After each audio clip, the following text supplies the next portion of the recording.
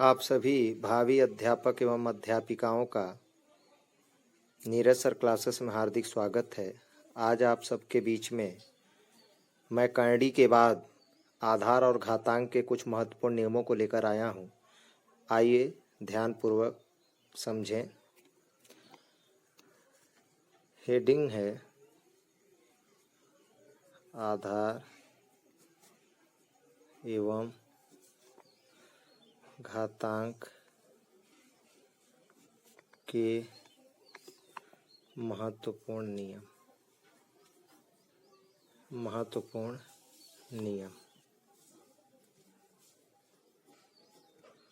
Basically आधार और घातांक में जो महत्वपूर्ण नियम उपयोग में लाए जाते हैं, इन नियमों का प्रयोग करके हम आधार और घातांक के किसी भी कठिन से कठिन सवाल को आसानी से कर सकते हैं। पहला नियम है, यदि कोई भी नंबर मान लीजिए a है, वो m बार लिखा हुआ है। कितनी बार लिखा है?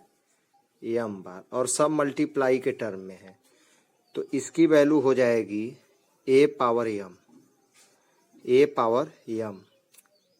देखिए एग्जाम्पल के थ्रू इसको समझते हैं। जैसे यदि 2 गुणे 2 गुणे 2 गुणे 2 4 बार लिखा है, कितनी बार है? 1 2 3 4 टाइम्स है, 4 बार है, तो इसको हम क्या करते हैं कि 2 के घाते 4 लिख देते हैं। ठीक उसी तरह यदि a जो है m बार है, तो a के पावर m हो जाएगा। इसमें a आधार है और m घात है। यहाँ पर 2 आधार है, 4 घात है। ठीक है। दूसरा नियम क्या कहता है? a power m into a power n is equal to a power m plus n।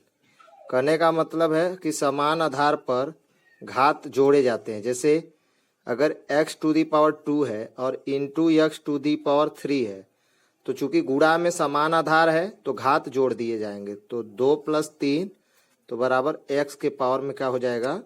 5। तो इस तरह से दूसरा नियम हो गया। तीसरा नियम क्या होता है? a power m divided by a power n, या इसको इस रूप में भी लिखा जा सकता है, a power m divided by a power n, तो ये हो जाता है a power m minus n। कहने का मतलब है कि इस टर्म में रहेगा तो भी यही आंसर आएगा, इस टर्म में रहेगा तो भी यही आंसर आएगा। ठीक है। इसके लिए जैसे समझ लेते हैं। जैसे यदि मान लीजिए 3 पावर 5 है और डिवाइड किया गया है 3 पावर 2 से, तो इसका आंसर आ जाएगा 3 पावर 5 माइनस 2। 3 पावर में 5 से 2 माइनस करेंगे 3, मतलब 3 का 3 बार मल्टीप्लाई करेंगे तो 3 इंटू 3 इंटू 3 हो जाएगा, तो ये वैल्यू निकल के आएगी 27। ठीक है। रूल नंबर 4 क्या कहता है?